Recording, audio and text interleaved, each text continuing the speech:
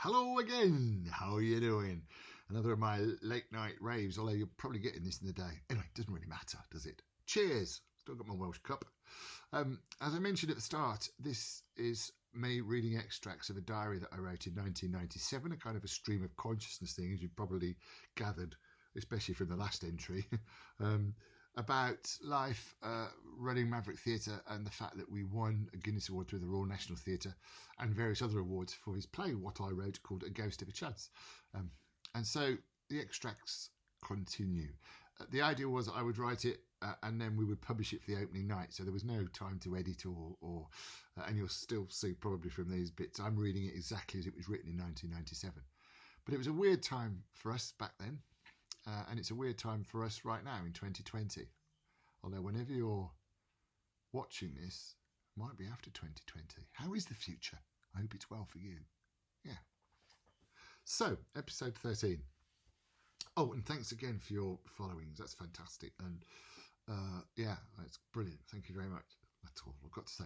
So, Thursday, the 5th of June, 1997. Phew, things are back to normal. John Slater is now looking worried and harassed, and his natural scowl is back. I arrange for a leaflet drop of 21,000 leaflets through the Metro News.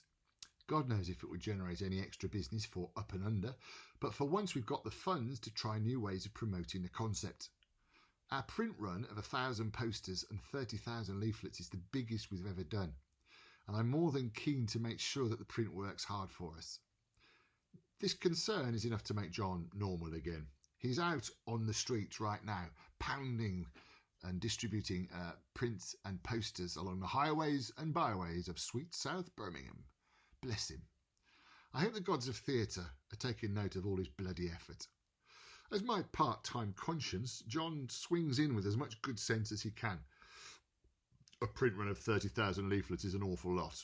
Can't we make it 25,000? Or a door drop of 21,000 leaflets is an awful lot. Can't we make it 20,000? I feel like I'm right out there balancing very delicate crystal balls. One slip and they'll smash, and then that's it, all over. As you may have gathered from my previous entries, we have no flexibility as far as finance is concerned. If we have just one show in our Maverick Pub Theatre principle that doesn't break even, as I mentioned in May, same time next year broke even on the last Saturday, then we'll have to stop everything. There's no reserves. 4 years' effort down the tubes. No overdraft or loan facility we can call on. It makes me laugh slightly when I hear about theatres operating in deficit. I'd love to be able to have a deficit. But for us, there's dark brown American film trailer type voice. Nowhere to run. Nowhere to hide.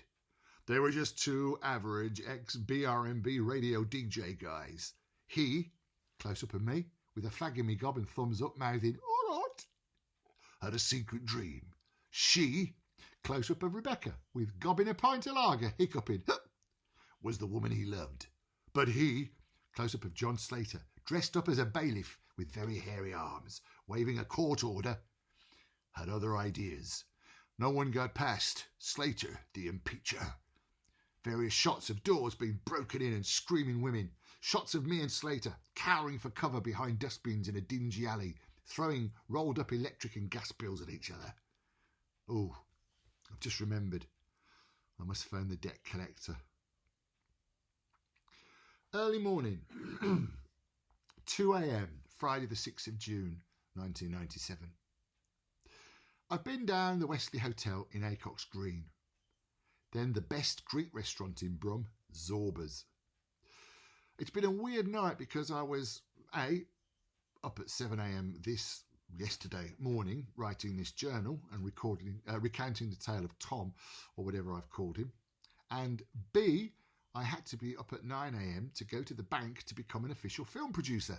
Well, more later. But it meant I only had 2 hours sleep. And C, I had a weird night on the phone. I called the bailiff and I'm dead. They want £390 for no car tax from when I lent it to that mate. John Napier, boy who's doing my script development, called to check if his audition piece was okay, and I decided that I am Judas Hennigan Iscariot, for arranging for 6 other lads to turn up for auditions on Saturday. I have, believe it or not, been accused of being too loyal to pals in the past, but I'm the one who's decided to put the show above all individuals and rather than just give the part to John, insist that all and sundry turn up for the audition. I know creatively it's the right thing to do, but why does John have to sound so bloody trusting and naive? Why can't he say, Hennigan, Napier here. I've only done one small acting part in the past, so is it worth me turning up to these auditions or what? I'd like to answer the question now, but I can hardly see the keyboard, and I've got an interview on BBC Radio in the morning, so good night. The same Friday, later in the day. I did an interview on the Malcolm Boyden show on BBC Radio WM with John Adams. It went well, although I babbled on a bit. I always seem to in radio interviews. Having presented shows myself from the very studio we sit in, there's no fear or nerves, but not being in control of an interview is still something I'm not quite used to.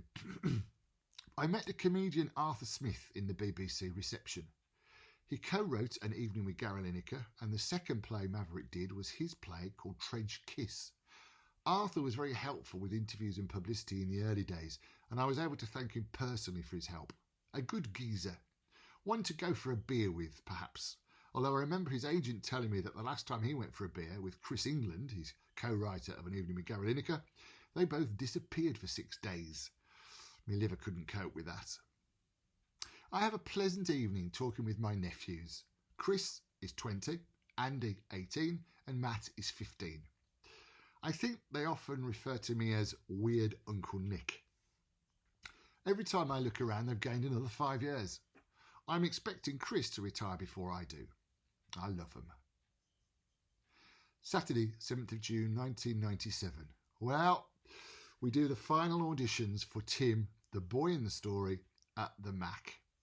John Napier doesn't get it, but only just. No experience, no audition piece, and he's up against the best young talent in the Midlands. I'm mentally sitting there on the panel willing him on, whilst trying to appear impassive.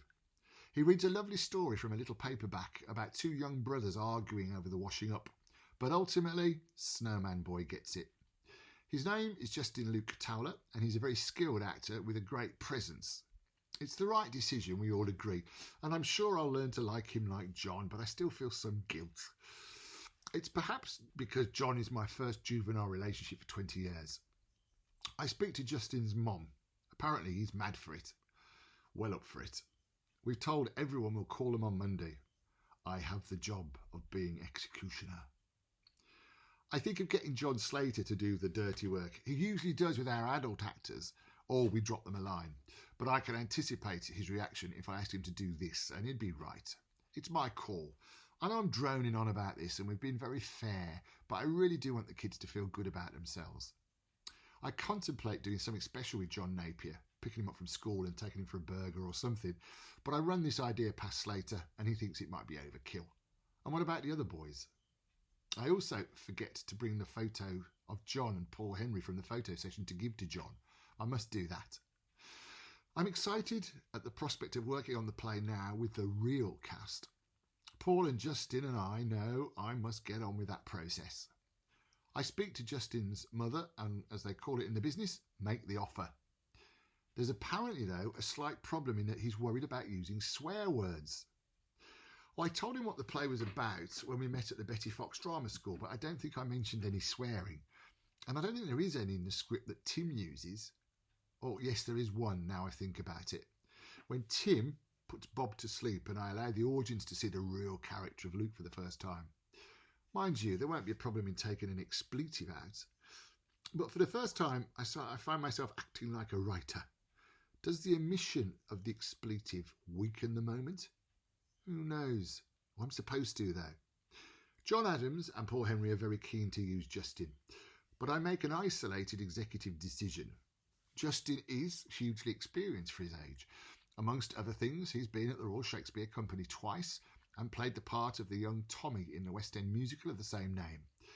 This part will be the perfect showcase for him. It's a true two-hander. Tim is an integral part of the whole piece, and it should be brilliant for Justin's career, presuming he wishes to work in the business as he gets older.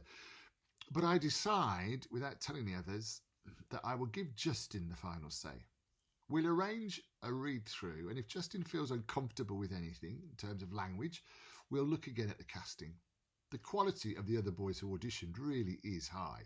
It's not just lip service to prepare them for a fall. Justin is a young-looking 14, which is great for the show, but he has a confidence born, no doubt, of being around a host of big theatrical occasions. He's also done a lot of TV work and modelling, and I know that can be very tiring.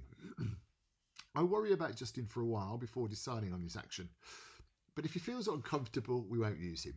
I feel a bit brave taking this unilateral decision and wonder how I'd break the news to the others if Justin can't cope, but what the heck. There'd be no point in working with the boy if he's not happy. So I cross my fingers and realise that I will still have another couple of days of indecision to go before we know for certain if we've completed the casting. It also slowly dawns on me why I feel so bad about John Napier not getting the part of Tim. We've only had a few sessions on the script, but I realise that I don't just feel bad for John, I feel bad for me too. I realise that I'll miss him. We had a real laugh at our last read-through. That's why I feel bad. I'll miss him. I will. Like any other friend, I'll miss not seeing him.